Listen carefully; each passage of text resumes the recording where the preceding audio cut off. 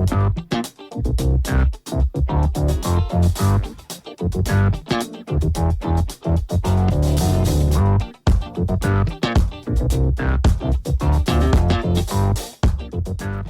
folks, and welcome to the Daily Ratings Podcast. It's a show where each week we'll sit down with Vincent Daly to get his thoughts on the latest movies he's been watching, both older films and new releases. And don't worry, there's no spoilers. Vince will give a brief review of the movie, share some thoughts, and of course, then rate the film. The Daily Ratings are always fair, honest, and most importantly, they're consistent. On today's show, Vince will be rating and reviewing RoboCop, directed by Paul Verhoeven, The Untouchables by Brian De Palma, A Few Good Men by Rob Reiner, G.I. Jane by Ridley Scott, and newly released The Lost City, directed by Aaron Nee and Adam Nee. So stay tuned and enjoy the show.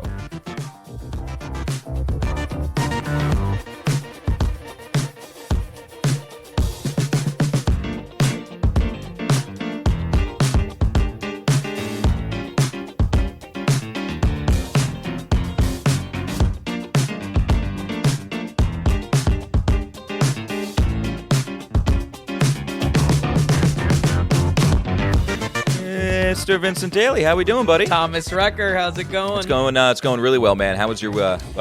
Your week of movies? Tongue twister. Week of movies was, you heard that. It looked fun. It's all over the map. We're exploring different decades. Absolutely. It's a little bit all over. Tried my best to tie something into Lost City. Didn't happen. Decided to watch what I want to watch, and there's some trolling going on. I've noticed too. Yeah, there's one in there that I thought was really put the bow on it for this week. He's proud of himself, folks, on this one. Okay, so first of all, let's do something a little bit different. First of all, let's just quick cap off. We don't need to do a whole Oscar special, but let's at least just run through it because it's very hilarious. Sure. First thing I did, hilarious is the word. I didn't watch them. I don't think you watched them either, right? No, yeah. That's how little they mean to us, and we have a movie podcast. It's how little it where mean we to did folks at home. I woke up and first thing, everything was just, will Will Smith lose his Oscar? Right. That's all it was. And then I got to the Best Picture winner, and I legitimately, I had a gut out loud, I LOL'd. I legitimately LOL'd. Because Vincent Daly, quote, an Oscar film, this is not. For Coda. So I laughed. And I usually, like, if it was like 4 years ago, I'd be super upset about it. Yeah, I think when I was younger, I cared more because it was tied to the Academy, and I put a lot more credit into it. Well, it was supposed to be prestigious, and then, you know what I mean? And you realize these are just people slapping each other, and they know nothing, and the Oscars is a joke. Right. I was done for a while, but I was officially done when Spotlight won Best Picture. Oh, and when The Revenant was also in. Oh, that's right, of course. I mean, you had Wes Anderson. Not Wes Anderson. Paul Thomas Anderson for Licorice Pizza, and you had Dune. I mean, then you had even the woke one of The Power of the Dog and everything like that. Yeah, everyone was saying Power of the Dog was going to be. You said Belfast was really great. Yeah, and Coda. I don't know. I think the shame is Belfast just because the story was so personal for Kenneth Branagh. Right. And then, again, I'm not saying that it wasn't personal for Coda, but it's a Disney Channel movie. It's a Hallmark movie. Right. And I don't think anything as far as shorts or animated film, nothing surprising there. No. I mean, good for Dune for some of the technical side of things and film editing and everything like that. That's awesome. I was happy with that. And Encanto, of course, picked it up because it's Pixar. Right, obviously. My long shot was Mitchell's versus the Machines. Yeah, I know. It was you had kind of your heart set on that one. Yeah. What else is new? Pixar winning. No, of course. Yeah. And Coda won, the one film that absolutely probably should have came in 10th out of that list of 10. Out of the entire list. Oh, that's of not 10. true. Probably Don't Look Up. Oh, true. Although you gave it a 74, you enjoyed it. You did not. We need a retroactive Tommy Two Shoes for Don't Look Up. But it's just like, all right, that's why I literally laughed because it's like it's such a joke at this point. I know. And I will say, well, one, you did say it was ridiculous for the Coda to be in that 10 in that list, as you said, basically Disney Channel movie. Yep. But you did say that supporting actor deserved every right to be there. Yeah, so good for him. And he got it. Yeah, so good for him I was that. pretty happy with that. Yeah. And definitely deserved that type of recognition. You know, the acting role can be different than a Best Picture. I don't think they need to be hand in hand. And we see that with a lot of nominations, especially in Best Supporting Actress or Best Actress in general, you know. You know. I'll take Spencer over Coda, you know. Right. You know what I mean? There's even you know, even in their own nominations, there you can. I mean, it is crazy. Was Housegucci in the top 10? No. It's just like over Coda deserved to be in that. Right. You know what I mean? Again, just for the performances alone are phenomenal, which got snubbed. Again, kind of funny because it's Ridley Scott. Ridley Scott did make an appearance. Through jokes from Chris Rock. Right. But it's pretty much all Ridley got that night. Yeah. And but really, honestly, and even, you know, it's a joke that Coda won. I mean, fine. It's, you know, nothing personal against the actors or anything like that. It's just like the movie wasn't up to snuff. Yeah. And it won, and that's ridiculous. But at the same time, I feel bad because they did win. They deserved. They took home the little golden men. And no one cares. No one's talking about it. And forever, when they think back at the 2020, I guess actually technically the 2021 Oscars, no one will ever remember Coda. All right. It's, you know what I mean? It will be completely overshadowed by a temper tantrum, you know, basically. Yeah, just Will Smith and Chris Rock. Yeah. And that's it. And it will forever be talked about. So I do feel really bad for those actors and the films that won. I agree. It's tough because I think, to your point, the next day that Oscars kind of live and die on, you know what I mean? You can just look up the list and everyone can kind of have that just from like a popcorn kind of scrolling through their feeds. Yeah, you're on the toilet the next morning. Exactly. It's exactly where the Oscars belong. Yeah, that's good internet. You know, that's a list at the end of the day. Yeah, well, I mean, Will Smith slamming Chris Rock, that's also good internet. That is definitely good internet for sure. But I mean, I guess that's basically our take. Yeah. We thought it was a joke, and it continues to be a joke. Absolutely. And listen, but we'll continue, and sure enough, this year we're going to make sure we watch those Best Picture films for 2022. Got to get them all. We got to get them all. Got to race. But all right, that's enough time on that. We had to say something about it. We made our picks last week, and you know. Maybe we're the joke. Who knows? Right. Yeah, no sense in giving like a postmortem. You know, it's happened. It's gone. Oh well. And here we are. On to another year. So again, I'm excited for this film. I mean, for this show. I really like just the variety of film that we have. There is, maybe not a lot of cohesion between them. But I mean, I like that personally. Yeah. So no, it was a nice surprise when we sat down here and did this. But we're gonna start with a name that everybody knows, whether you've seen it or not. We're back in 1987. This is RoboCop. And how did this classic, how did it fare? Right. So RoboCop with Paul Verhoeven as the director, he's got a pretty interesting run. And much like we covered early on in the podcast, or kind of stepped into with Cronenberg being a little bit of a study. We just wrapped the very brief study of George Lucas. When it comes to Paul Verhoeven, this particular director has a monumental run from 1987 to 1997. 5 films that we're going to be covering over the course of a few weeks, chipping away at it. All right, I like that. And really, I wanted to study overall his style. He has a very distinct world building style. He likes using commercials. He likes using society to kind of tell and be a shorthand for his world building. So I think it was I'm excited to see where it goes. Iconic doesn't exactly mean good, though. And I think for RoboCop, of course, Tom may be slightly aware from us talking about movies for many years, but for folks at home, just because something is classic, just because something, can fit into very iconic pop culture, I don't think that equates to good, and certainly it doesn't always equate to a good modern watch, maybe good for the time, but we're not focusing on that. We're watching the here and now. Exactly. As far as Paul Verhoeven, even though I may not love RoboCop, I can always appreciate a style. And like we have always covered on the show, I adore watching directors' works consecutively. It's my favorite thing to do. No, it's fun. And I think for most people, you watch a movie just like, oh, what else does this guy have? Oh, right. Exactly. So it doesn't get more iconic than RoboCop. And while you may look at this film and say, oh, it has to be a classic, it has to be good, My argument here is, again, that doesn't equal itself. RoboCop is a big, bloody, rated R action film about Alex Murphy, a beat cop in futuristic dystopian Detroit. There's a tongue twister for you. Murphy gets involuntarily turned into a cyborg after a tragic event that really leaves him mangled. Part of my dissection of RoboCop is that there are a lot of things that the film tries to do, but the core of it is sell this idea of Murphy, played by Peter Weller. The core of my criticism is that core of the film is not too enjoyable, and it's primarily tied to Peter Weller.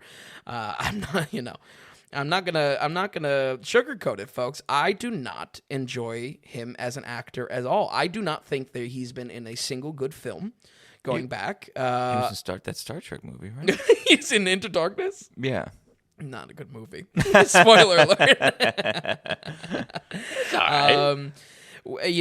Not that it's so controversial that I'm, taking my knives out on an actor that is now just doing, like video game tie-ins and whatnot. But, Buckaroo Banzai, one of my least favorite films of all time. I just don't enjoy Weller on screen. Where this ties into, preference aside, RoboCop is a robot.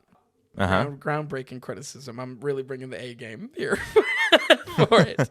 And believe me, I'm not expecting Shakespeare. I'm not expecting emotion out of it. But Weller's acting as RoboCop is literally any child's acting of what a robot does. Lines come off very goofy, without any sort of comedy, without any sort of emotion. And obviously he's supposed to kind of draw a difference from who he is before RoboCop and be, devoid of everything, devoid of who he was prior. But I cannot stress enough, I do not enjoy. I think it is terrible acting. Wow. And sinks an iconic movie. I would be happy to call RoboCop iconic. I think it sinks it for what the film is trying to go for, and Weller just not being badass at all. And again, this is the core of this big, bloody, rated R action film. He wasn't even badass. No, not at all. I hate his one-liners in this. I really can't stand the robotic acting. It just feels like a honestly, I'm not trying to be too harsh on it, but it feels like a child's performance of what a robot should be. Really? Yeah. This is not good, and he sinks the movie for me. My preference for his acting aside, I think RoboCop's style stands out, but it's not good beyond its gimmick. You watch this film, especially this original RoboCop, and there's just very little stakes. RoboCop does not have any sort of vulnerability. He's certainly a sympathetic character because he was kind of mutilated and turned into this robot. Right. But Weller does nothing to bring this home, and if anything, in my opinion, actively detracts from it. And that's really where my criticism is. A positive here is, I wanted to watch these movies more so for Verhoeven's world building in his film. He has a deep love of commercials within his movie.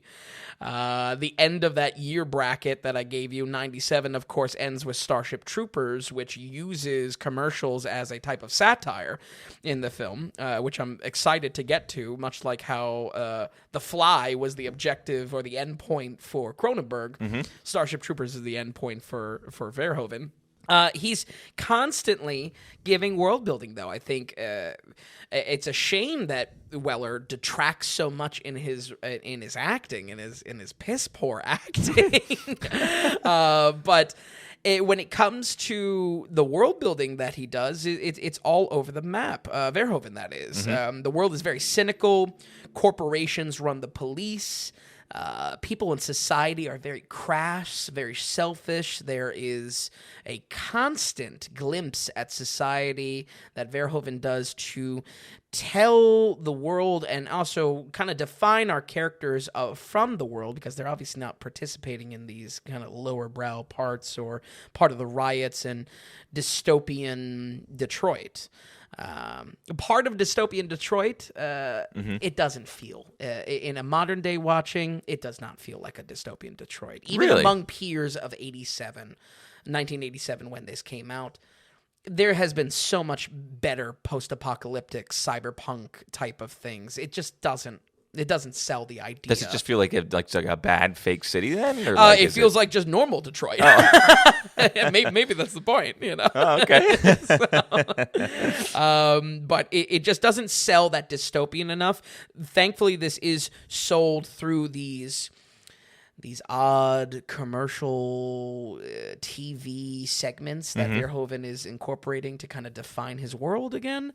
But it's just not there enough and doesn't sell the idea. You watch this in a modern setting. Obviously, corporations running the cops is sci-fi. There's certainly a lot of riots, but again, I just don't think it's enough to pull it home. So, Okay, all right. the action here is flashy with a huge amount of gore. If you've seen the original RoboCop, I think one of the defining features is the splashes of gore and the practical effects that go into the gore. But again, I think it detracts from the film. If anything, there's a lack of lethality to it. Even the wimpiest guy gets shot 4 times and is still like limping away and talking. Oh, interesting. The gore is in excess. You'll see, I don't know what the technical term would be, but these explosions and practical effects probably layered on the actor's body. Yeah. To line up with like the gunshots and whatnot. It's shocking, but it really does hurt itself because, again, even the wimpiest of corporate executives is taking 4 bullets and then still going on a monologue. It weakens it. Absolutely. It falls through on a lethality that Verhoeven is kind of trying to communicate in the world. I mean, the world is brutal in RoboCop. Yeah. And I think it's a mismatch in style. And again, especially for a modern viewing. At the time, I am not denying the style here is iconic. I just don't think it's good. Does that make sense? Yeah, of course, absolutely. Yeah. So it's that type of combination of both the action and the action hero are bad. What are we here for? What are we really here for? Maybe the sci-fi-ness. Well, I think I love sci-fi. I know. But yeah. The B plot is this corporate drama, which admittedly it does add depth to the politics behind RoboCop. Okay. I think a pitfall of the remake of RoboCop is they lean way too much into this, and I think it's still a criticism here in original RoboCop because I don't think it adds anything. I mean, I could be wrong. If folks at home, you're a huge fan of RoboCop and you think this B-plot adds a lot of substance to what little arc is there for RoboCop and what little acting Weller actually does on screen. I'm open to hear from you if you want to write in, but I think if anything, the rest that we get from the kind of the mediocre action or the overblown action is it's not engaging. I don't care about the corporation that made RoboCop. I don't care about the trying to climb the corporate ladder of this business police. I don't think it's good. So certainly comes off very 80s as well. And I think that's where this film unfortunately kind of shows bleeds some of 80s, its huh? age. Yeah, exactly. So I know I'm going to be controversial in this one. I knew it was coming. We'll see. But that's why I wanted to tackle it, because I think sometimes that's what you got to do to define yourself as a reviewer. And I think Tom brought it up perfectly, allow my love of sci-fi to show how much of a flaw I think that this film has. It's been my feelings for a long time. I will admit, with further rewatchings, I have grown more positive to Verhoeven's world building and what he does in the commercials, where at first maybe I just thought it was a cool style thing that the film does, but I do appreciate a lot more. But I'm telling you, the fundamentals of this movie, and primarily Weller as RoboCop, it is not worth your time. We're giving original RoboCop. Yeah, I said original. 38. Woo! Okay. I mean, maybe it's not that controversial. Again, we're watching in the here and now. A lot of people call it a masterpiece. What? Yeah, first RoboCop. I mean... What a joke. But like you said, it's iconic doesn't mean that it's good. Exactly. How many RoboCops do we have after this? Like, well, this is the only one that Verhoeven does. Right. Peter Weller's with it, I think, he does 3? Yeah, there's and then there was one that came out in like 2014, just called that's RoboCop a flat again. remake of the first one. Because that's what we do now. We just remake. For sure. Yeah, for sure. yeah. That was around the time when the Total Recall remake came out, the Judge Dredd remake came out. Ridiculous. Yeah. Dredd was the only one to kind of pass the test of actually being, actually did like it good. Yeah. Actually do something interesting. Was my boy in that one? You have a lot of boys. No. So, Éomer in Lord of the Rings. Yes. He's in The Boys, the show. Carl Urban. Yes, Carl Urban. He is the guy, right? He's the guy. Yes. He is the guy, and he does a great job. Maybe we'll give that a watch then. Yeah. Anyway, okay, back to our piss poor 38 here. All right, so RoboCop, a classic that never was. Yeah, and I can't stress enough. You know, what I mean, iconic. You can even like style. I'll bring it up all the time. I like a terrible movie called Mars Attacks. And it's because I like the style so much, but I'm not really defending that as a great movie. Right. And I'm telling you, Weller is a sleep pill on this one. So We just want to reach out to Weller now. If he wants to donate and give a virtual slap, a digital slap to Vin and donate, and then just lay into him, we'd gladly read the note on air. We're gonna get like an animatronic hand in the studio and slap ourselves. Okay, so all right, so we're still in 1987, the same year. This movie, I'm really excited for you to do. I was excited that you did this when we sat down here. Yeah. So we're gonna go on to the Untouchables, and again another classic. And does this one hold up and deserve it? I was pretty positive on Untouchables. Brian De Palma here directs this, and he's a bit all over the map. We have such heights as Scarface, but equally bad ones. Primarily everything he does after 2000. So you know, it's a bit all over the place. The Untouchables is a mostly fictional telling of the real-life events around mob lord Al Capone, played by Big Money De Niro himself. Yes, sir, yeah. And the federal agent Elliot Ness, played by Kevin Costner. This is really a tale of a squad of agents, including Sean Connery himself, to take down crime and possibly the most corrupt period in U.S. history. I mean, you don't get more deep into corruption, really. You look at modern type of mob or just organized crime type of stories. There's steps in place for the corruption. There are no barriers. There's no fence between the corruption. And I'll return to this, but I think that's probably the best thing that this idea of telling the story has going for it, because it's really interesting just seeing how much control Al Capone has and how much our characters have to jump through hoops for that reason. Right. You know, Sean Connery is great in this. Oh, good. Yes, and thank God, because he saves the side of the law. I was really not a fan of Kevin Costner. No. Yeah, I know. So he's my low-key guy that I just want him to make it. Yeah, I think he's made it. Kind of. He has this movie, Dancing with Wolves? Dancing with Wolves. And now then he got forgotten. Kevin Costner Field of Dreams? No. Maybe I don't know. He was in that new Kurt Warner movie that no one saw. But just like, and then he just off the face of the map. I think he kind of got blacklisted a little bit. Oh, really? I don't know. I think he's in like that Dennis Quaid Republic. Like, they're kind of like Republicans, but and they get in Hollywood. They kind of get blackballed a little bit. But then he started doing Yellowstone, which I watched. Yeah. Not that great of a show. And he does this weird thing with his voice that's bothersome, but I like him. I like seeing Kevin Costner on the television. And I think that there's been good stuff he's been in, but in this, and maybe it's the character writing. It's maybe takes two to tango kind of thing. He's just so blah. He's so Boy Scout. Okay. He just does not live up to a figure like Ness in I don't know, heroics, honestly. And there's just no impact that he has. He's just there to be our perfectly good moral compass, and it's a concept that we revisit on the show. There's got to be salt and pepper. There's got to be marbling. I need good and bad. A bit of a moral gray character. Yeah. You could be mostly good, but there's got to be something there. And he's like perfectly good. And Boy Scout is really the word I would use. Luckily, like I said, Connery saves all of this for the good guy's side because he is driving the whole film as far as events that actually happen as this semi-fictional character that's a beat cop turned first, secret, not secret, but inside agent, special agent, I guess would be the word.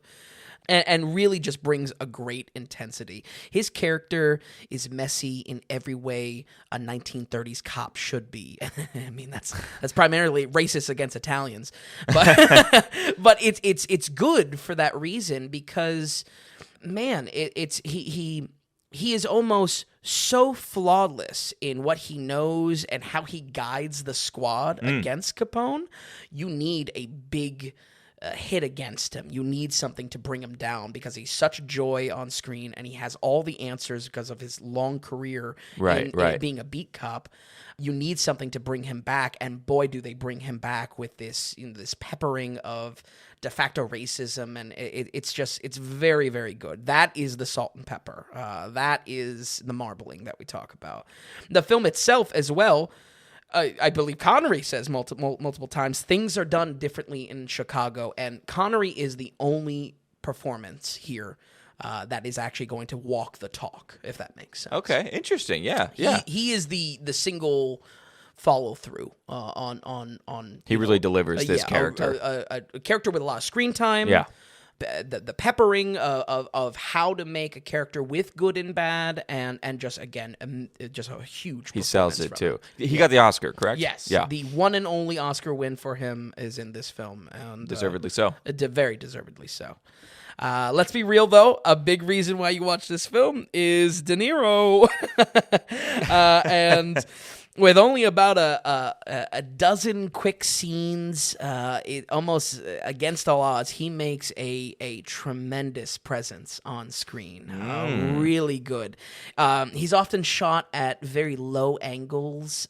It emphasizes his lavish surroundings in 1930s Chicago. It emphasizes his also dynamic of always being over people. He's always talking on stairs in this. Like, really? Stairs are De Niro's prop in Untouchables. It's great.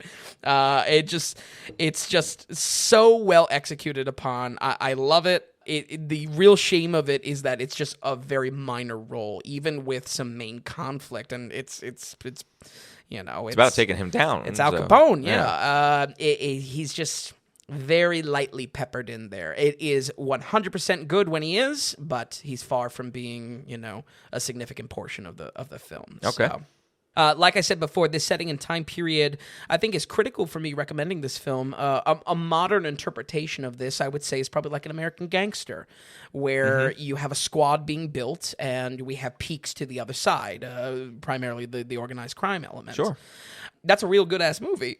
Very good movie, yeah. And in modern day, absolutely. How do you carve out a spot to recommend something like this? I think that's why this time period is critical to my recommendation of this film. The 1930s investigative work has unique stakes to this. This is before protective services of the families of the agent. I think this film is constantly creating moments of shock with just how integrated Al Capone is with his corruption of the police force, and how interwoven he is, how much of a puppet master he is. In that, even though De Niro's not in the movie that often, we are constantly feeling his presence as the antagonist, which I think is a really nice balance. Yeah, that's cool. That's cool. Yeah. I can tell you what I don't like is how rosy Hollywood the action is. Is it too clean cut? It's very, very heroic, very triumphant. Yeah. It's a little bit of a mismatch, I think. You want it to be a little bit more gritty? Yeah, maybe that's a lot to ask. Have some realism kind of in to it? 87. Share some blood from RoboCop. Bring some of that in, I guess. Yeah, for real. There's just to nail down my criticism. There's one specific sequence on the Canadian border, and it's very like Hogan's Heroes. It's just, I don't know. It's just very the good guys are going to win, and we're happy to watch the good guys win. Gotcha. Okay. And I don't know. It just my preference for a darker story aside, it made me ask. This was the guy that directed Scarface. Oh, damn, that's good. That's a good point. This is the guy that directed the most brutal chainsaw sequence I've ever seen in film. You know what I mean? Yeah, that's a good point. It's I don't know. You're kind of waiting for it almost. Yeah. You're like, all right, when's the big scene going to come? Exactly. Exactly. So, again, maybe the goal, the objective, these are Elliot Ness especially. I mean, this is good versus bad. This is truly good versus bad. And he needed to draw those lines. Maybe that plays into how Costner is casted in this, because they specifically want Boy Scout. Yeah. We'll carry the water for him. That's fine. We'll help him out wherever we can. But I would say, again, beyond my preference for a darker story and a little bit of a tone mismatch, I'm not going to criticize it too much because I think there is a lot that this film gets right. Sean Connery, as said before, gets his only Oscar win, and that is certainly a recommendation for me. We're going to go ahead and give The Untouchables a 77. Ooh, very good. I love that. And well worth your time. You know what? I think I'm going to watch this in the next couple of days. Yeah. I've got bits Connery's and pieces. so good. I think as a kid, I remember watching some pieces. Yeah, and that's like, we forget about Connery sometimes, and he's really in a lot. And he died a few years ago. Cool. All right, I love that. 77. Yeah, absolutely. Well worth your time. Okay, so that's 87. We're jumping to 92, and again, another big movie that you hit. I know.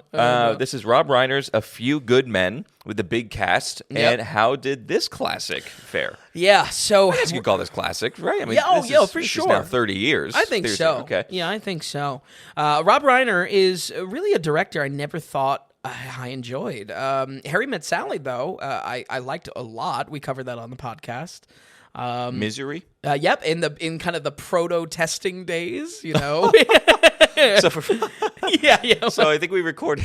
So before we started this, folks, I think we recorded like a one proto show. Yeah. Maybe it was just we testing the mics. Maybe we did two because we did one in the closet studio. Yeah, we had. It was like 3.5 feet by 3.5 feet. A lot more cramped space. Yeah, sure. two boys just can't fit in there. But yeah, that's right. But you liked Misery as well. Yeah. Misery, I would definitely put in kind of a must-watch type of category. What's that one that people love that you and I despise? Oh, Princess Bride. Oh my God. Oh, we're gonna get flagged. I don't care. That is true. You and I sat down to watch that expecting an amazing That's all movie. you heard. Yeah, maybe the expectations killed it for us. I don't know. I agree, though. That was something else. That was a shit show. Okay, yeah. but this. Absolutely. But again, okay, A Few Good Men, and a little positive, pretty positive. Yeah. No, this was a really good movie. I enjoyed this a lot. A Few Good Men is up to bat after Misery and Harry Met Sally in Rob Reiner's directing career, and this movie is a true blue investigative courtroom drama around basically just some hazing events in Guantanamo. And I think the military culture in the film, it blinds most of our characters. I think probably the best thing the film does is show the logic of both sides, how consuming a military mindset, especially a almost like cult-like mindset it could be. The ultra dedicated, and then that is contrasted with those that have no discipline. That's primarily our boy Tom Cruise. So I think it's very easy to dislike how hard the military characters are in this, how maybe even cartoonish the military characters are in this. I think that could very well be a criticism of it, but by the end, I promise you, it's a good ride because the film strategically maybe casts them in a cartoonish light, in a very typical light for this ultra military angle, and opens it up throughout that. Part of that wonderful opening up is related to the writer. This was one of Aaron Sorkin's original plays, so him writing this, as far as the screenplay, is perfect. Unlike a similar story, let's just say the K Mutiny. Let's get it out. The weekly reference to K Mutiny.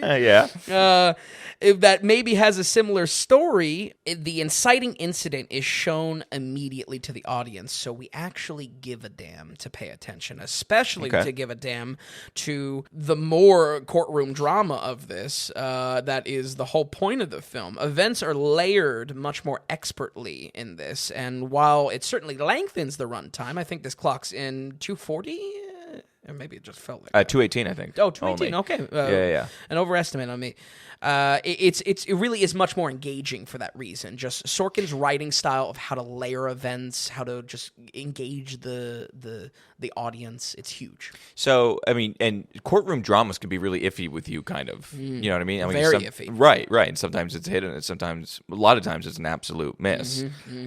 So this kept you engaged enough. There's enough like good content where it's like, oh, this is like real. This feels real almost. Realism.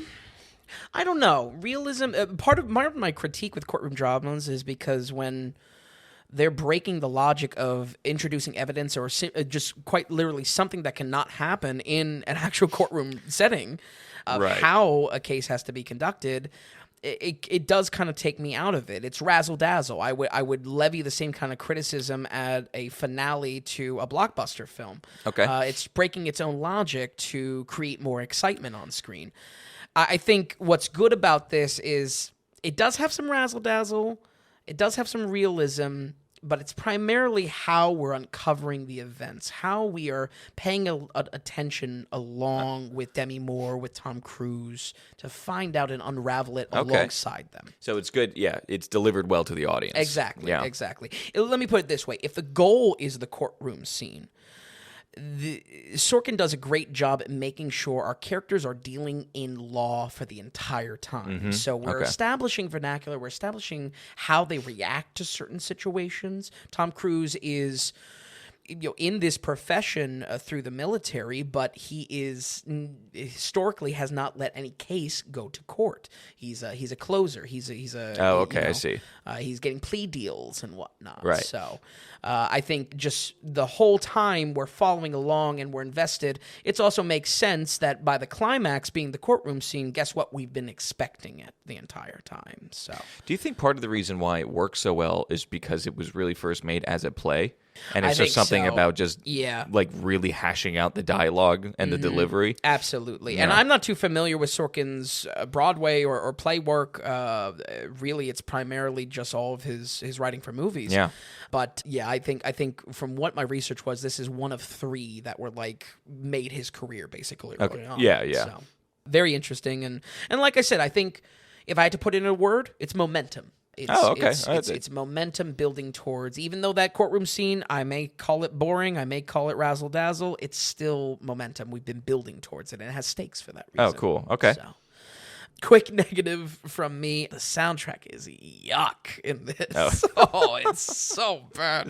It's so Casio. That's a critical rating. Yuck. Yeah. I know. I'm getting more comfortable. It's so Casio keyboard, Star Trek Next Gen, soft bells. It's just so 90s, early 90s specifically. Sounds so digital, so studio. It's like early Law and Order, or just like worse. Honestly, the description for me is Star Trek Next Gen. It sounds in a like few good Next men. Gen. Yeah, it's the tone of the keyboard. It's that soft bell synth. Oh, I have to watch this movie now. Just for this. Because it sounds ridiculous. Yeah. It just didn't hit with me. Like I said, it's a quick critique. But it was taking you out a little bit. Yeah. It was a little bit just like, oh, what is that? Yeah, exactly. Okay. And I think maybe just to give it some substance, why I would bring this up in this kind of setting for folks at home. If you're going to be watching something and you've never seen this movie before, so you're watching it whenever you're, in present day, you're watching this, I think the soundtrack is going to take you out. It's going to seem goofy in a very serious subject matter of hazing in Guantanamo. You know what I mean? That's why we spend so much time talking about music, because I really think it's so not talked about everywhere else. And it's just like, it's kind of an unbelievably important part of most films. Yeah, like absolutely. really most films. So Absolutely. it's a good note to make. Yeah. And believe me, I'm not immune to the passage of time. I think there's a good chance we look back to the 2010s and you look at like a Hans Zimmer, Inception, loud brass type of feel, and maybe look at it just as silly. But this one wasn't jiving for me, at least. So, acting wise, what makes this movie is certainly not all Tom Cruise, but I will say it is still 100% Tom Cruise.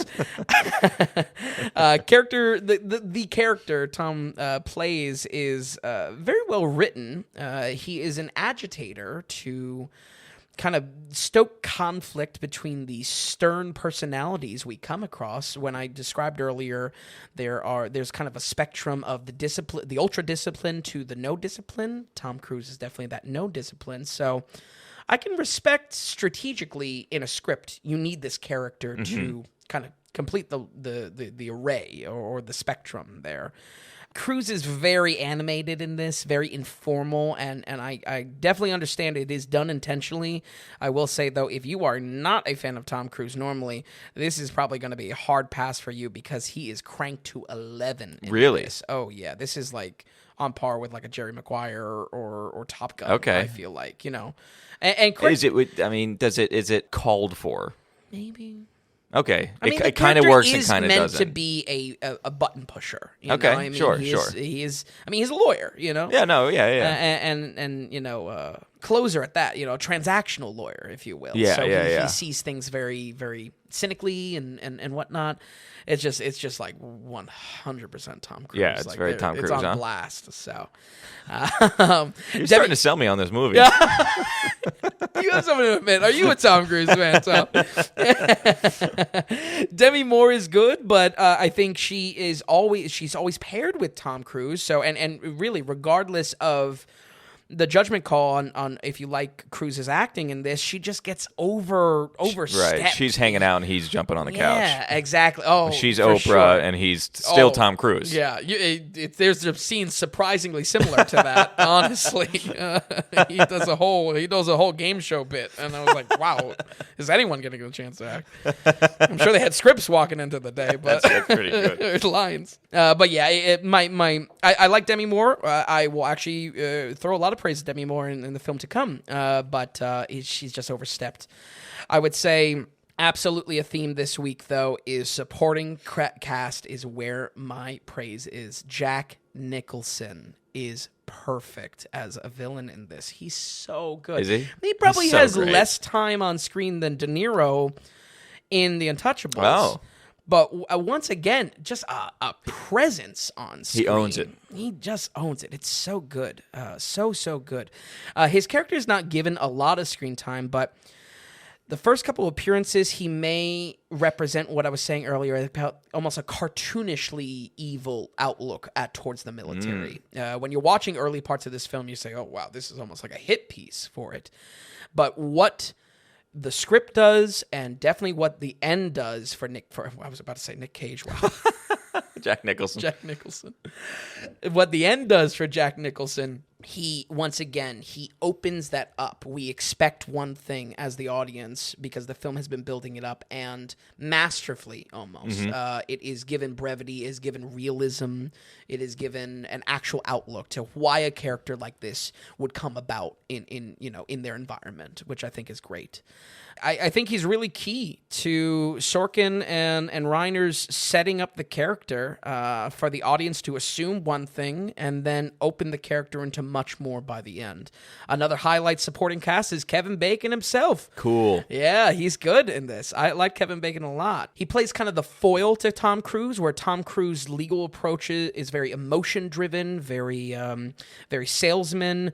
Bacon is calculated, methodical, and really the key to keeping the story engaging, as he is the one throwing curveballs at our protagonist. Okay. Still after justice, but that's why I use he's not an antagonist. He's a foil. He's a role reverse or a mirror of Tom's character, which once again, credit to Sorkin just understanding with a laser precision what his characters are about and how to cast and craft opposition to that. Okay, very good. So, like I said, this film, I'm not a fan of courtroom dramas, and this was very much an uphill battle for me.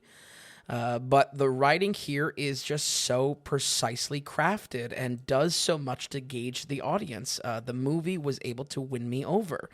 Not even Tom Cruise could sink this one. We're going to go ahead and give A Few Good Men a 75. Awesome. That's good. Well worth your time. Yeah, it's good to see some of these classics are classics for a reason. You know? They hold up. For sure. But not 80s still for these two. Really, yeah. Not jumping in there, not touching 85, you know. And that I think just some of the tone in both of these are what holds it back. It's both are maybe not safe because they deal with some heavy matter, but I was not feeling 80 on either of these. I would not say Untouchables or A Few Good Men. It's getting there. Is saying before you die, you gotta do right, it. Right. And that's really what this. We'll go over it. We haven't really kind of gone through it in a while, but like basically how we do it, folks. Where again, Rotten Tomatoes are giving away 98s and 100s like candy. Right. You know, it's a much tougher score here, but we think it's more representative. You know, and then this is critic reviews. It's going to be tough. So you know, 50 is a complete average film. We had the Adam Project the other week, and that was a 51 because you were like, this is kind of representative in the absolute average film today. A perfect example of it. So 60s is a good movie. 70s, you're on a very good movie. And once when you hit 80s, these are some truly top-notch films. But we kind of count once when you're at that 85 mark and up. This is where it's we say on the website, it's hitting enough marks on enough levels where this is a truly must-watch film pretty much for all audiences. You know, make time for it, exactly. Something you should see. And for those handful, you know, we have about 10 or 12 in the 90s. These are films that are the best pictures ever made, really, in the history of, you know, the last 100 years in cinema. Yeah, absolutely. Is where that belongs. But that's kind of our grading score. People think that we're being too harsh or something like that. You know, understand that we're coming from it the daily ratings is, we're looking at this, you know, you're a film critic. Yeah. You know, and this is you come to get the critical review of things.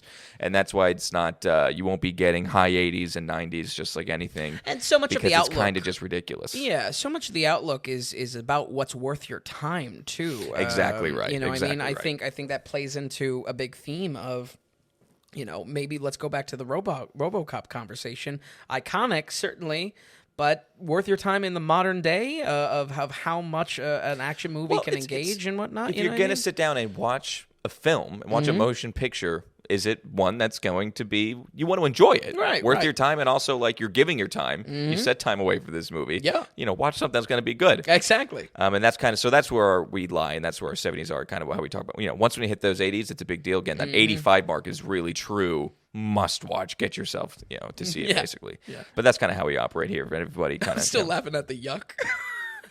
You like that? You called me out on it right away. I thought yuck was going to be all right.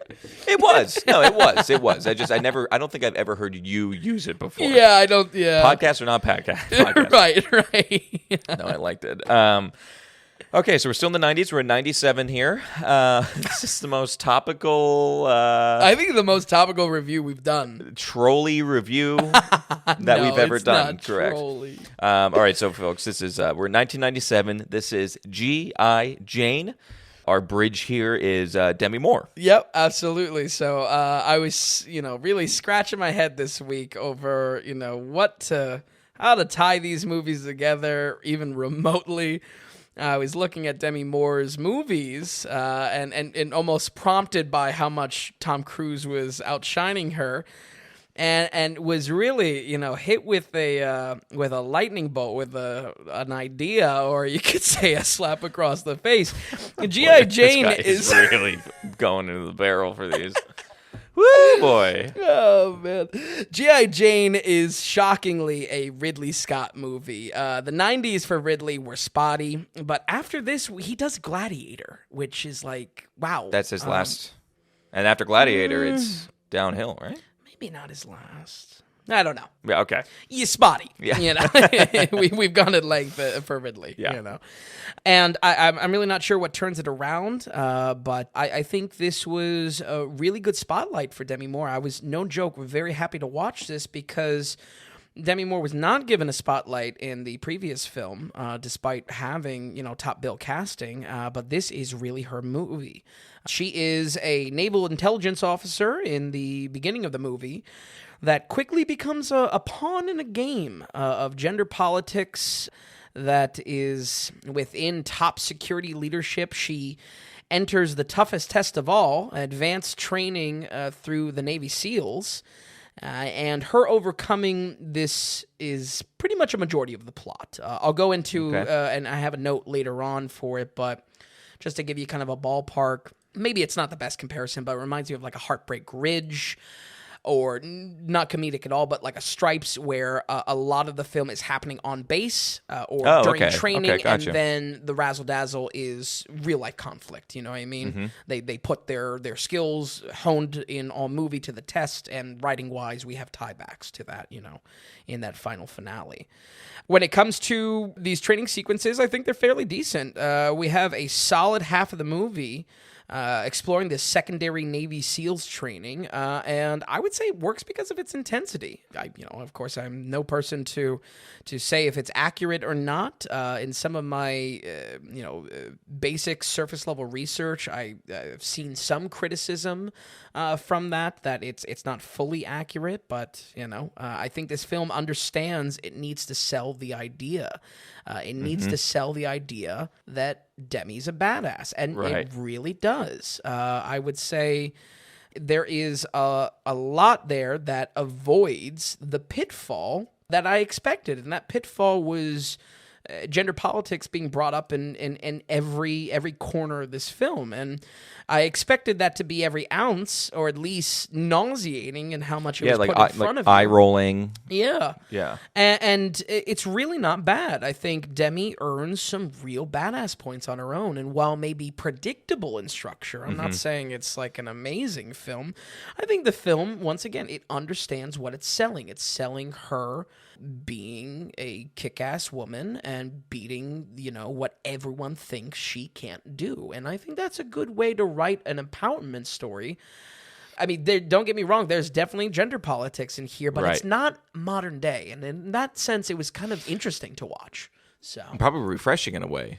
Yeah. It's coming on, it's 25 years old. Right. And politics back then, I guess it's still dancing on that edge of a knife. Mm-hmm. You know what I mean? Because if you could slip up on it where you're sitting there rolling your eyes and it's just like, we get it. You know what I mean? I mean, still with this story, but if he's writing that, if Ridley is balancing that really well, it probably actually is almost refreshing to watch. Yeah. And maybe he understands the challenge, or the writing team understands the challenge that, if every character is going to be against her in some way, we really need to make her likable and badass and whatnot. And Demi's performance is huge here. She saves this movie from being a bad movie single-handedly. Oh, wow, okay. Single-handedly. So maybe a good comparison is like Atomic Blonde, where it's just like, okay, it's like, we need to make this female badass, so we're just going to make her the most badass thing, and beating up every single man that walks into a room. Right. It's not really like cheesy. Those are almost like cheap shots, kind of. Yeah. This is doing it much more organically, and really we just have a badass woman here. Yeah. And realistic in a way. Exactly. Yeah. Or I think better yet, if anything, because the film recognizes what's against her, kind of a woman versus society type of, if you want to understand the conflict from that point.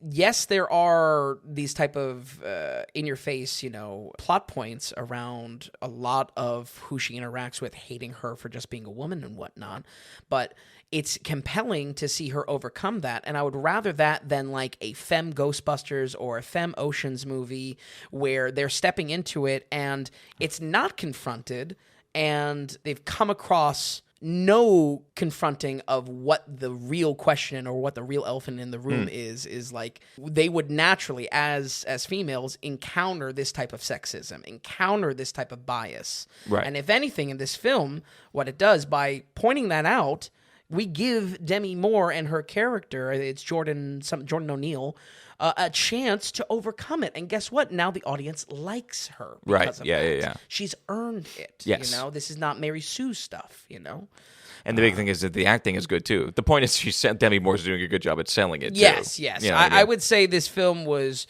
was destined for low 40s until I realized just like, Demi... She's doing a good job. She's doing a good... And single-handedly, too. So... I know your question, Tom. I know Thomas Trekker. How's Vigo? That's exactly. I was gonna say, how's my other boy? My boy's in this. He looks cool. He is very cool. Yeah, I mean, well, not cool in character, but he's got like a cool dragon. Okay, yeah. He sucks. Is he bad in the movie? He's not exactly the cartoonish sexism that she has to go up against. Not entirely, at least.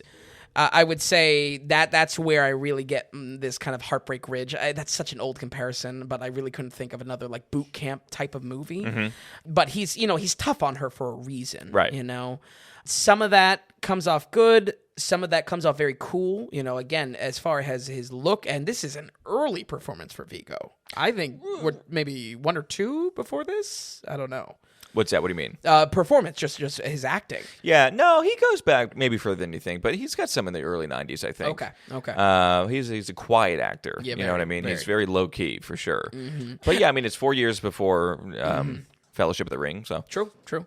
And yeah, as far as Vigo's appeal on screen, good, but honestly, I think everyone besides Demi is kind of just a middle of the road. I'm not saying it's super bad. Some is cartoonishly, against her and cartoonishly sexist. Right. But they also need to do that to kind of define the character for this ultimately this kind of action film with the gender politics spin. I would say a critique of this film is really, just little is done. I would say if they gave Vigo, for instance, more of a chance to have some depth, fantastic, but really so much spotlight is put on training, conflict around her being in this Navy SEALs program, her being in a all-male program in general, which definitely is stakes for the film, but what suffers is we don't care about any of the other characters, and unfortunately Vigo falls in that as well. Yeah. So. He's there for one purpose, and that's to give her a hard time. Exactly. So she can prove to the audience that she's worth it. Exactly. And to the characters on screen. And maybe have a little bit of a heart of gold, you know what I mean? Sure, yeah. But that's his role in this, and that's honestly the role of a lot of the supporting cast. Mm-hmm. I would say it's a shame because the film works in where I thought it would fail, and it still is unfortunately a little bland because of this reason, and just there's nothing more than it. Yeah. It's like I said, this type of comparison to a on base type of drama, and the tiebacks of the script are tied into what they've learned in the course of establishing relationships and connections with their unit. That is kind of the archetype of this film. This plot is really focused in the training element, and maybe that's somewhere some of the criticism comes from hardcore veterans or fans critiquing the training element of this Navy SEALs thing as or this secondary training as something that's a hard critique to the film, because the film does put a lot of time towards it. But I would say it's not above, or rather I would say it's not below anything average, just because it does hit a good amount of marks. I would say, again, why this all works is 100% on Demi's shoulders, and I really did not expect to be praising this performance this much. Again, you'd be rolling your eyes, kind of. Yeah. I was walking into this for the troll, if you will. Yes. For the troll, and expected to hate it in some ways, and came out not hating it in some ways, not liking it in others, but definitely not bad. I think Demi saves this from being a bad movie, and I think that's a hell of a feather in her cap. Sure, absolutely. So, like I said, more than anything, if there's going to be praise for Demi, it's that this is her show. I can't say that there's a lot of movies that I've seen with her in, but if you folks at home find that you are a fan of Demi Moore and somehow have not seen this film, I think this film might move a little bit more above average. But overall, I'm glad it was not an entire waste of time. Absolutely. We're going to go ahead and give G.I. Jane a 52. Oh, okay. You thought it was going to be better? Well, the way you were talking about it, I was like maybe 62, but so this Yeah. is just literally 2 notches above average. Two notches above and destined to be in the lower 40s, but is saved. Okay, I got you. know. I think that Yeah. that makes sense. Yeah. I can totally So, see that. yeah. Okay, so that's 52. So the second slap write-in will be Will Smith. It's true. Peter the Wellers. we have 2 digital slaps coming our way. two- Hopefully. Two animatronic arms that we'll invest into. And how that can happen for them is, and everyone else Wow. is, they could You be ready for this transition? They could become a producer of the Daily Ratings, and everyone listening here, you too can be a producer of the Daily Ratings. We don't want to listen. We don't really want to look at you as listeners or just an audience or something like that. Vin and I host the show, and you all will help produce the show. And how you can become a producer is you go to thedailyratings.com. You go to the top navigation bar, and there's the donations tab. You click on that, and through monetary support, you can give and donate whatever amount of value that you want. We have set donations that you can go ahead and click on, either weekly or monthly. You can set your own donation. That's a value for value donation. Are you getting value from the podcast, from the website? Mm-hmm. If you could, give us back whatever value that you thought you got, whether that's a few bucks or whether that's a few $100, whatever. We're having a good time with this. It takes a lot of time per week, and it takes money as well to keep this going. We think it's a good product, but we know there's room to improvement. The cool thing is that when you donate, as long as you do donate some sort of money, you can write us a note, and you can give critiques. We had a very nice one that was praised the other week. right. Which Unexpected. was very kind, but really what it is, it's opening dialogue with you as well. You're a producer of the show, and that means something. So your voice matters, and you have that box there to type in whatever you want, and we'll read it on the air. If you want to be anonymous, you can click the anonymous box, and Vin and I will know who you are, but we're not going to say your name on air, basically. We'll just read you as anonymous. And again, it's opening a through line to you, a dialogue with you, and it keeps us from having to go into random advertising. It keeps us from doing advertising on the site that's going to bog it down and make it slow. That's kind of what we're doing. It's a value for value model. We're not the first to do it, and we think that this is the way to go for podcasting. And we'd like to keep this going, and again, build up a little Daily Ratings family here. So for all of you who are enjoying this, again, it's thedailyratings.com. Go to the donations tab, and hey, become a producer. No producers this week, but we're still early on in this. The site was down a little bit. The donation site was a little bit down as well. And but that's back up and running, and you can go there now. But other than that, that's it. We appreciate all you. We're going to go on there and help us out. And if you don't want to donate or don't think it's that worth it, if you could, if you're still liking it though, just tell a friend. Absolutely. Leave a good review. Absolutely. Again, this is the early days here for us, and we're trying to make a mark. And we think we're making a good product for you guys. Maybe not perfect in areas, but we really do think that there's things that we're doing better, and that's kind of why we think that. Why we decided to exist kind of in this space. We don't like we said, the Rotten Tomatoes, the IMDb's, it's a joke. It's laughable. Yeah. And gives you no direction. And that's where the fair, honest, consistent comes in. And that's really, really what we try to do. Because at most, you are what's most important. And that you're the ones that are going to keep us doing this, basically. Absolutely. So we appreciate it, folks. Now, with that, we're going to go ahead. Those were our 4 previously released films. We now have our now in theater film, our last one. We have a fun one here. This is The Lost City, directed by the Nee brothers, who I've never heard of, but we have Aaron Nee, Adam Nee directing. Yep. The Lost City, Vin.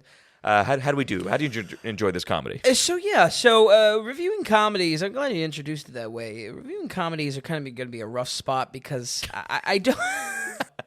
I don't find myself watching comedies on my own, new or old. I will try my best not to be a buzzkill with this, but I think when something doesn't work, I just have to illustrate my thoughts on it.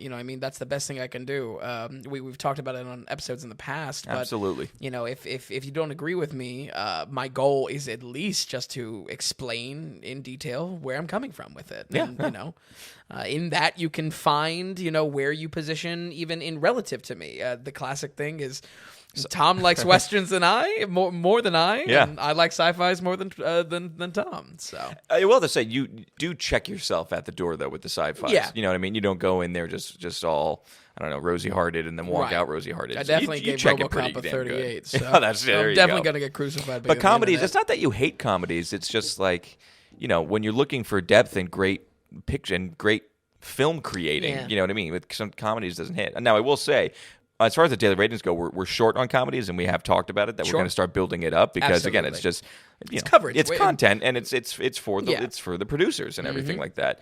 But the problem is with this one is it's just, I don't know. The writing talent is all over the place on this one. Probably most notable is, I believe it's Oren Uziel, who wrote 22 Jump Street, among others, with Tatum.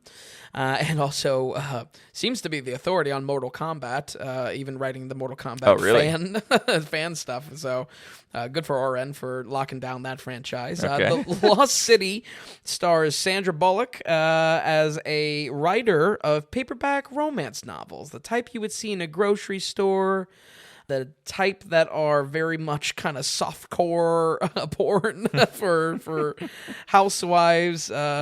She, as a character, is trying to find kind of lack of adventure in both her writing, her career, and her life. Well needed in there. On a book tour, Channing Tatum is added into the press circuit, and he is the stand-in for, among that paperback grocery store novel, a Fabio character. He's supposed to be this cover model that is popular with middle-aged female demographics of the book series, and it's an interesting pairing because Tatum is really good at playing dumb but lovable. I think that's definitely his brand, and definitely it brings the kind of heart of gold that we expect to be with Fabio or something like that. You know, he's a cover model, right? You know what right, I mean? yeah. A lot of that is getting tangled up into a comedy adventure when Daniel Radcliffe strands them on an island that holds the setting of Bullock's recent book, The Lost City of D. And there's plenty of dick jokes with that one. So, Okay. Oh, is it? The Lost City of D. I think where there is any promise to this film, it was in the possibility of parody. Bullock's character is a self-described, it's within the movie, a writer of trashy schlock. They use the word schlock, which I was like, wow, okay. And I was really hoping the film would use a typical style of one of these paperback romance novels and use it to make a fun take on the story. Maybe more of like a Mel Brooks approach to it, that there are parody and satire to it. Sure. Not that I would say, I don't know, not that I would say I've read even a single paperback romance novel like this, so maybe there are, callbacks or tiebacks to that style, but it really just does nothing with it. No, the movie is just a vehicle for shitty jokes and awkward humor. Tatum is a buffoon. His arc is around Bullock just judging him at face value. He's a cover model, right? Judging at face value. You know what I mean? It's not rocket science, certainly. But he's shown he's got more to give, and I think that's a little bit been there, done that. I will say, multiple actors can make their mark in that way. I honestly don't know if Channing Tatum has kind of played that character that kind of gets unraveled to be deeper towards the end. That's certainly played out among comedies. I think it's relatively fine, and if there's anything kind of all right with this movie, it's Channing Tatum. And really? Again, some of the supporting cast, oddly enough. The theme this week, the tie, is not G.I. Jane. It's that the supporting cast saves these. Well, and my boys in... Too many boys. Yeah, no. Too many boys. Let's talk about Sandra Bullock. She is moody. She is annoying. She is the straight man to the comedy. So she's going to be the actually, or the very adding a factoid to bring Tatum down on excitement. It deflates a lot of comedy. I do not find her in this kind of straight man, straight woman performance enjoyable. I would say both are decent when physical comedy is played out. But what fails for me is pretty much any time these two are cracking jokes verbally, because it's not that Tatum's bad in that interaction. It's that Bullock is just putting him down, and it's just joyless. It's just really joyless. It shoots itself in the foot completely. Yeah. And I mean, as far as if I had to give a kind of a calculus to this, the comedy is like 25% physical gags, which are mildly funny. 25%. I guess that is a lot. 25% is like jokes about intelligence, putting down Tatum. And 50% is putting Channing Tatum in situations to look hot for softcore mom porn. That's straight up what this demographic is. And maybe there's, let me just play devil's advocate with myself. Maybe there is follow through once again. With the Fabio character. Exactly. There is parody. There is, but... You just can't get away from it that it's not good. Yeah. Because in the execution and definitely for the predictability of the structure of this story, there's not care put into that. Not that I think a lot of people could fact check a paperback romance novel on what the tropes are or anything, but yeah, I don't know. Especially around with the Channing Tatum mom porn. Hey, if that sounds like your bag, go do it. It's not for me, but I'm not going to knock it. Fun ladies' night. Yeah, exactly. I'm not going to knock it. If I'm going to, the one praise of Kimmy a couple weeks ago is a short-haired blue girl being my demographic, then I can't knock, seeing Tatum. So it's 50-50. Honestly, laughs come from the supporting cast, though. Brad Pitt is great. Yes. In this. Okay. That's my boy. Yeah. No. I thought you meant Oscar Nuez from The Office, because he's in this as well. Oh, really? Oh my God, that's right.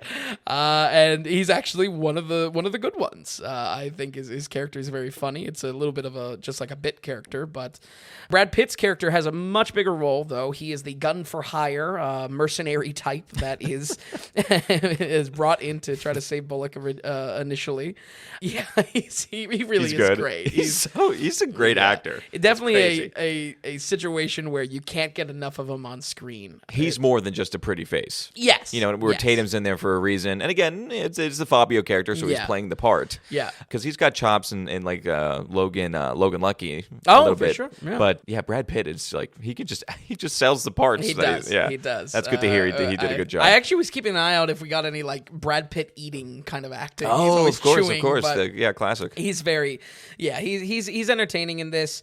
Unfortunately, really not a lot to save this movie. I would say again, you're dying to see him on screen again, but the film isn't giving you the goods as much as you would want. On the bad side of supporting cast is Daniel Radcliffe, of all people. Not good. He is not funny and straight up annoying in this. So he has none of the slight praise I gave Sandra, and it just is really not funny at all. I was initially a tiny bit excited to see him in a role, but that excitement dissipated very quickly. I'm rooting for Radcliffe to have something to break the mold of Harry Potter in a career. I don't think he's had a defining performance just yet. I don't think... Well, not that Lost City would be the defining performance, but maybe a jump into comedy, maybe a switch in genre helps him, kind of have a new stage to his acting career. He's just like, I don't know, he's like a manic bad guy. See, he takes some really interesting roles. He does that one where like he wakes up and like guns are attached to his hand. Oh, that's right. And Guns it's like Akimbo, and apparently it's like fun and Maybe just like that. actiony, you know what I mean? But he definitely takes those that one weird movie with Paul Dano, like the extremely weird one. Swiss Army Man. Yes, that's right. That's right. So, he takes weird roles for sure, but annoying. Yeah. Like I said, not that I don't think anyone's expectation is, an amazing performance from him, but I was excited, and it was a big downside to see that not only he doesn't even try kind of to be funny, he's just manic, and obviously he's the bad guy in this, but it's just... It was a waste. Definitely a down. He detracted from enjoyment in the film, in the comedy of it. So, I would say the real problem with this story, though, is it is so predictable. I don't even think calling this an adventure film is correct. Really? Yeah, because there is nothing that is exciting in this film. Even down to the second act that has an argument at the end of it. Everything between our characters, it's all been played out. I could almost, even if I didn't watch the film, which unfortunately I did watch this film, I could really heat. Yeah, too much heat. I don't know. That's what I said in the beginning. I didn't want to be a buzzkill, but predictability is wouldn't you call that an Achilles heel for comedy? Because comedy is about, we some want, sort of element of surprise. yes, or subverting expectation. Absolutely, No, absolutely. set up and payoff. You know what I mean? I may not be as versed as critiquing comedies and drama, but I know what is going to be a film that I feel confident in recommending, and this is not that. Right. I think the only, I think the very only edges out a slight recommendation if you absolutely love our two main leads, love them enough to choke down a painfully generic story. But that is where my critique ends up. Like I said, I mean, I maybe the challenge in future weeks is looking at comedies that I think hold up, and to a certain extent we have covered some stuff. Zombie Special, Shaun of the Dead, you know what I mean? Set up and payoff is something studyable and able to be critiqued despite comedic preference. But I would say again, what shoots this down is. Again, predictability and just the dropped ball of doing nothing with a fairly creative premise and elevator pitch for this comedy of looking critically at book culture, paperback novels, and Fabio. We're gonna go ahead and give The Lost City a 33. Ooh, 33, the magic number. Okay, all right. Well, hey. The Lost City, a D. And they got an F on this one. Nice. I love this. I love this week's episode. The fact that we I'm went glad through, you liked it. I was we went honestly through, sweating a little bit. Oh, really? It was we all went over through. the map. But that's what I like about it. We went through some decades, and we've got two 30s and a 50 and two 70s, and I love that. Good. Okay, so The Lost City with 33%. Now, Vin, is there anything else you want to add, or are we going to roll credits here? I don't think so. We talked enough about the Oscars. I've got my jabs in. So. Yeah, it's like... Yeah. But if anything, I just kind of going off of the vibe here. I think it might be interesting to challenge myself and try to look at some comedies. I worry that maybe there's some buzzkilly aspects to it because I'm looking at it through a certain lens of a critic and not just enjoying the film for the sake of the film. But that's a little bit of both, though. Yeah. And I think, again, we've talked about it before. I think, it's just more content on the site for folks. True. And comedies, and especially hitting on some of those big ones, I think could be a lot of fun. Yeah. So, but that's about it. All right, Vin. Well, we thank you so much for watching those movies for us, and we'll see you next week. Thanks for stopping by. Folks at home, we're going to run it through one more time here. So we have RoboCop with a 38%, The Untouchables with a 77%, A Few Good Men with a 75%, G.I. Jane with a 52%, and The Lost City with a 33%. We thank you so much, folks, for listening, and we'll see you next week on the Daily Ratings Podcast.